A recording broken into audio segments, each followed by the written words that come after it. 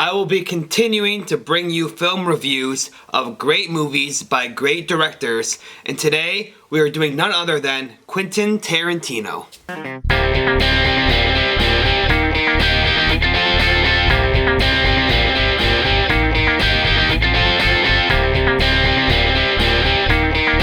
Alright everyone, here is my film review of Jackie Brown. This is in my top 5 Tarantino films, and Tarantino is my favorite director of all time, so I'm very excited to get into these reviews with you guys. I plan to do a bunch of reviews, hopefully all of his films, and then when the movie critic comes out in 2025, I will do a review of that, and then I'll hopefully do a total complete ranking of Tarantino's career.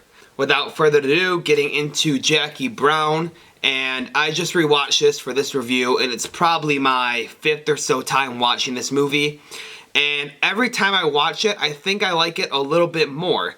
It does kind of stay in the same place for me for my Tarantino ranking, but that's because some of his movies are just perfect 10 out of 10s for me, and this one just quite isn't there, but this is one of my favorites. So getting into it, I think the characters in this movie are used very well. I think Sam Jackson's character, while he's a very despicable person, he's very fun and entertaining to watch and follow along. And his companionship, his relationship with Robert De Niro's character, is also a very cool relationship to see played out on the screen. This is a very different character for Robert De Niro. That's something I always think about when I watch this. Usually when you see De Niro in a movie, he has a comedic role, like in Meet the Parents or one of those type of films, Dirty Grandpa.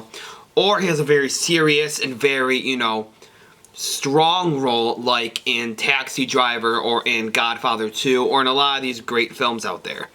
And in this one, De Niro kind of takes a back seat, which is something you don't really see him do. He doesn't have a lot of lines. He's a very simple, straightforward character. He is a criminal, so he does crack at times, or he does, take actions that a normal person wouldn't. He is a bit of a psychopath, you could say, in this movie, but still a very laid-back role for De Niro, who is usually the star of a movie and usually carries the whole movie. We also have a few other actors in here who I'm not very familiar with, but they all play supporting roles, and they all do a very good job. We have the actor who plays Max Cherry. I think he does an exceptional job in this movie. You are rooting for him the whole way. He is the bail bondsman, and surprisingly, even though you think the bail bondsman at the beginning would have a smaller role, just kind of a side character, he ends up being the character that you are rooting for the most. At least that's what I find in my opinion. And then you have Pam Grier, who is a 70s, 80s blaxploitative superstar. She is the leading lady in many of those films, and Tarantino wanted to cast her in this movie as the leading role. He was able to do that, and she absolutely kills it. I could almost say she is a perfect fit for this role, like she was born to play it.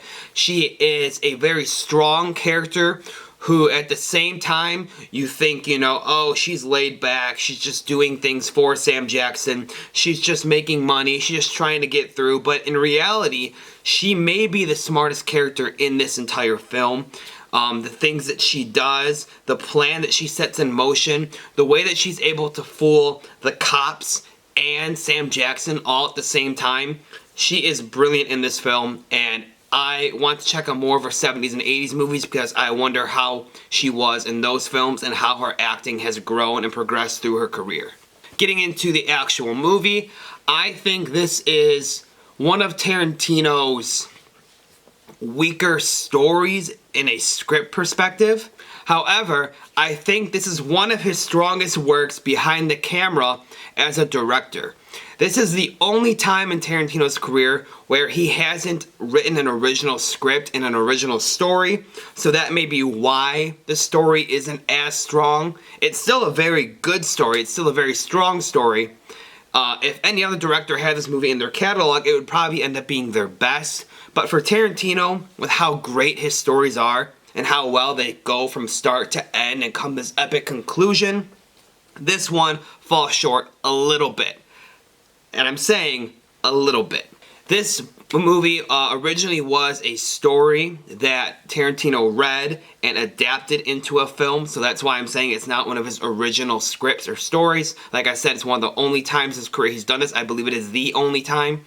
I would like to read the book to see how it differs. I'm pretty sure he kept pretty straight to the book. I read in an interview that he had with a podcast. And I think he was able to take that book and adapt into a very well thought out and put on the screen film. In terms of how this is some of his strongest direction, each set piece in this movie is very well played out. I like the scene, for example, where Sam Jackson's character is tricking the guy he paid the bail bond for. He puts him in his trunk, and you watch the entire scene take place in a far out shot where the car pulls away, and then it pulls into this lot in the other side of the scene, and you watch the whole scene go down in that one shot. It's very cool to see the car pulling out of perspective, pulling in. A lot of different shots like that are what I'm talking about that are very strong shots in this film.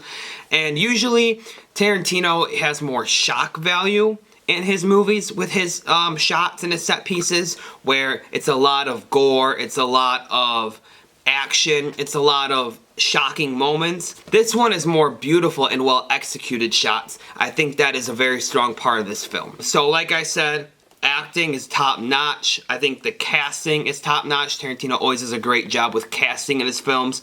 I read online that he usually, in the writing process, writes down the actors he wants in those films, and since he's Quentin Tarantino, he usually gets those actors, so that's pretty cool. The story, like I said, it is a great story, don't get me wrong. I'm just saying in terms of Tarantino, it's not his strongest. I think usually his stories can be convoluted, but he can do it in a way that makes you fully understand it and you're never confused. Like Pulp Fiction, Bastards, Django, these are all wide, huge stories that could be convoluted in a different director's hands, but through Tarantino, it's a simple story that you can understand. Anyone at any age can understand these. Jackie Brown, I could see it being a bit confusing for some viewers, but I still think it's a strong story. And directing wise, like I said, probably a 10 out of 10 behind the camera for Tarantino. Getting into my overall thoughts of this film, like I said, it's probably a top 5 Tarantino film for me, and he is my favorite director. If I have to give this movie a score, I'm gonna go with a 9 to a 9.5 out of 10. I think that highly of it. Like I said, there's a lot of Tarantino films that I would give a solid 10 out of 10 to.